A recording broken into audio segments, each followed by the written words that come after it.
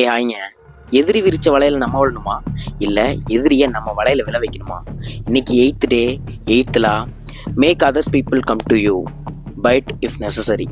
தன்னோட சாம்ராஜ்யத்தை விரிவுபடுத்த நினைச்ச ஒரு மாவீரன் ஒரு டைம்ல ஒரு போர்க்களத்துல ஒரு சிக்கலை மாட்டிக்கிட்டான்.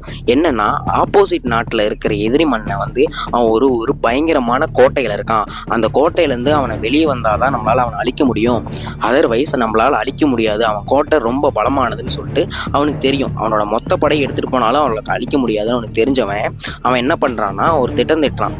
அவங்களோட சிப்பாய்கள் போர்ப்படைகள் எல்லாத்தையுமே பின்வாங்க சொல்லி உத்தரவிடுறான். அந்த உத்தரவை கேட்டு எதிரி நாட்டு நினைச்சு என்ன நினைச்சுக்கிறான், இவன் என்னடா இவ்வளோ பெரிய மாவீரனா இருக்கிறான், நம்ம படையை பார்த்தவனே பயந்து போடுறான்னு சொல்லிட்டு சிரிச்சான்.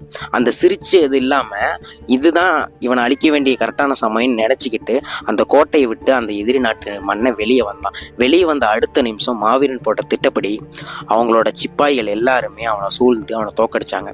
ஒருத்தனை நம்ம தேடி போகும்போது தான் அவனோட பலம் அதிகமாகுது. ஒன்ஸ் அவனை தேடி வர வச்சிட்டோன்னு வச்சுக்கவே, நம்ம தான் ராஜா.